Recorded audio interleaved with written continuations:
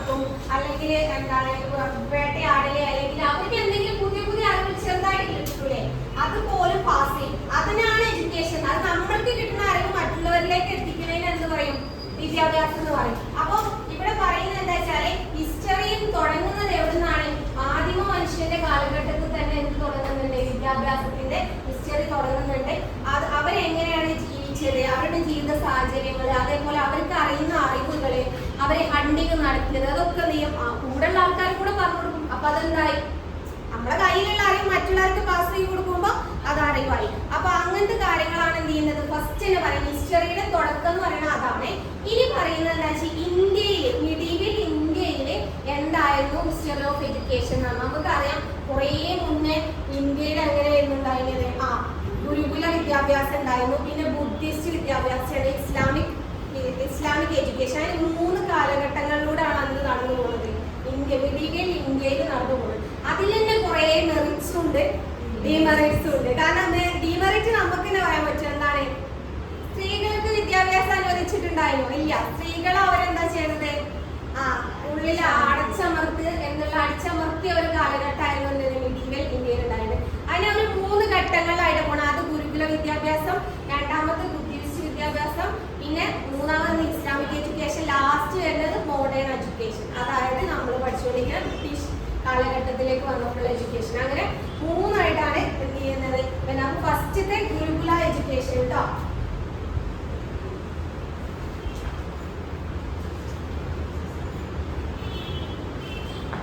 നോട്ടിൽ എക്സ്ട്രാ ആയിട്ട് എഴുതി വെച്ചു കേട്ടോ. രണ്ടാമത്തേത് പറഞ്ഞാൽ Buddhist education.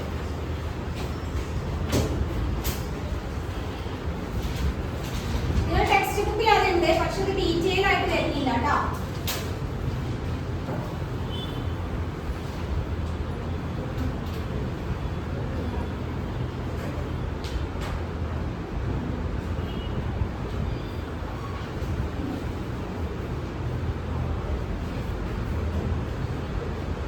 Finally, modern education.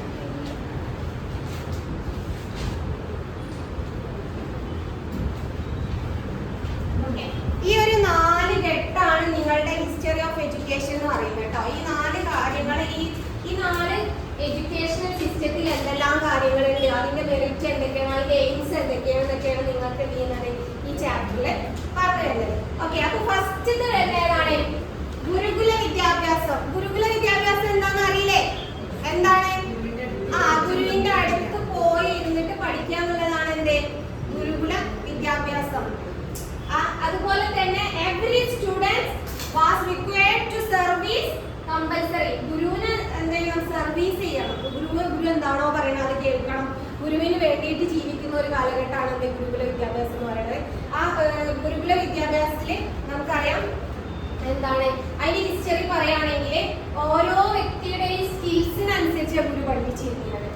അല്ലാതെ നമ്മള് എല്ലാ ഏജിലുള്ള കുട്ടികൾ തുടക്കത്തിലേ പോകും. അതായത് ഒരു 8-10 വയസ്സാകുമ്പോൾ തന്നെ ഒരു സെറമണി ഒക്കെ നടത്തിയിട്ട് ഗുരുവിന്റെ അടുത്തേക്ക് വിടും. ആ സെറമണിക്ക് പറയുന്ന പേരാണ് എന്ത് ചെയ്യാം, ഒരു സെറമണി.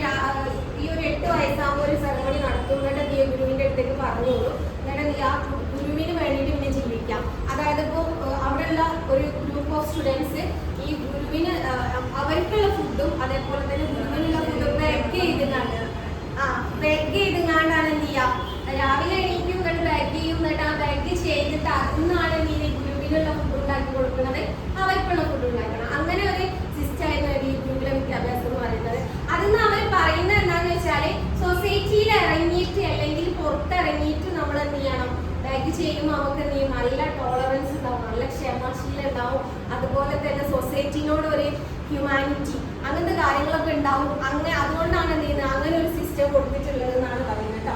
അതേപോലെ തന്നെ ഇതിന് 3 സിസ്റ്റം ആയിട്ടാണ് പറയുന്നത്. ഒന്ന് ശ്രാവണ, രണ്ടാമത്തെ മനന, മൂന്നാമത്തെ നിധിധ്യാസന എന്ന് പറയുന്നത്. ശ്രാവണ, മനന, നിധിധ്യാസന നമ്മൾ ഫസ്റ്റ് പറയുന്നത് എഡ്യൂക്കേഷൻ കേട്ടോ.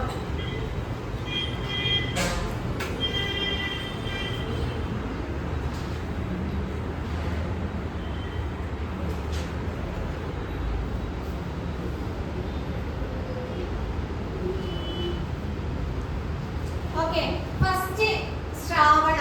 ശ്രാവണ എന്ന്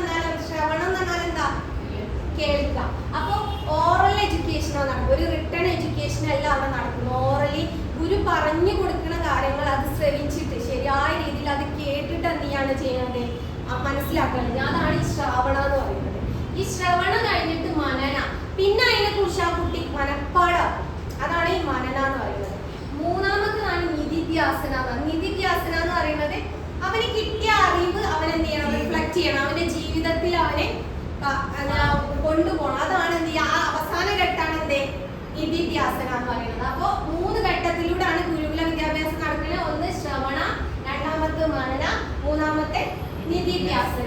അതായത് ഒരു ഗുരുവിന്റെ അടുത്തേക്ക് ഒരു കുട്ടി വന്ന് നല്ല വെൽ എക്സ്പേർട്ട് ആയിട്ടുള്ള കുട്ടിയൊക്കെ ആണെങ്കിൽ എന്ത് ചെയ്യും, ഗുരു അത് വിദ്യാഭ്യാസം കഴിയുമ്പോഴത്തിന് എന്ത് ചെയ്യും, ഒരുപാട് ഗിഫ്റ്റ് കൊടുക്കും. അതേപോലെ ഗുരുവിന്റെ മകളെ വിവാഹം ചെയ്തു കൊടുക്കും.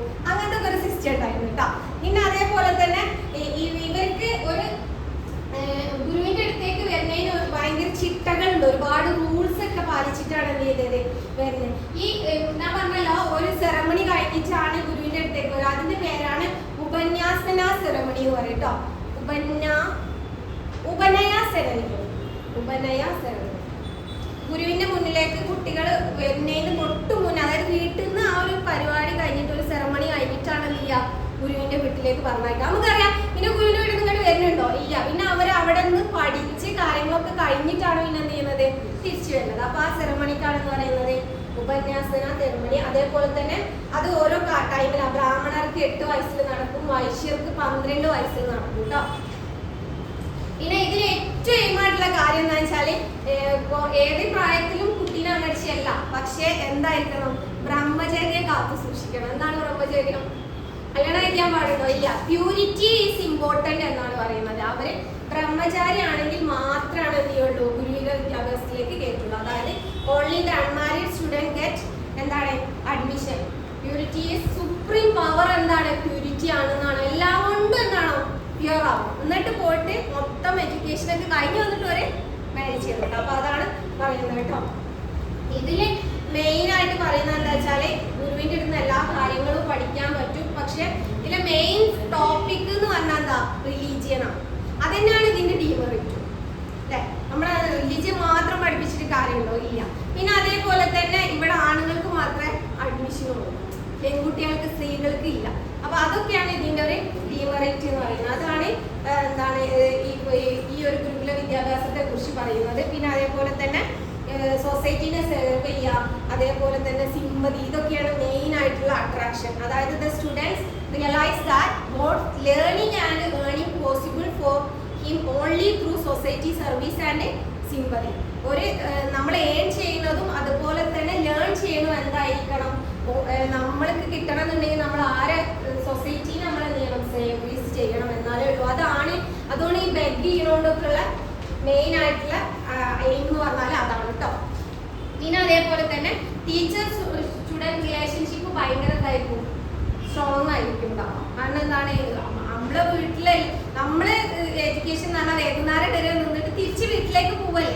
ഇതല്ല, ഈ കുട്ടിയുടെ എല്ലാ കാര്യങ്ങളും ആരാണ് നോക്കണത്, ഗുരുവാണ് നോക്കണത്. ഗുരുവിനെ സെർവ് ചെയ്യുക, ഇവൻ സെർവ് ചെയ്യുക. അതേപോലെ തന്നെ ഈ ഗുരു എന്ത് ചെയ്യണം, ഇവരുടെ ടേക്ക് കെയർ ചെയ്യണം. അവരുടെ ഹെൽത്ത് ഇഷ്യൂസ്, അവരുടെ പ്രോബ്ലംസ് അതൊക്കെ മാറ്റി കൊടുത്തിട്ട് അവരെ ഒരു ഏറ്റവും നല്ലൊരു ഹ്യൂമൻ ബീങ് ആയിട്ടാണ് എന്ത് ചെയ്യുന്നത്, ആ ഗുരുകുലത്തിൽ നിന്ന് അവർക്ക് ഇറക്കുന്നത്.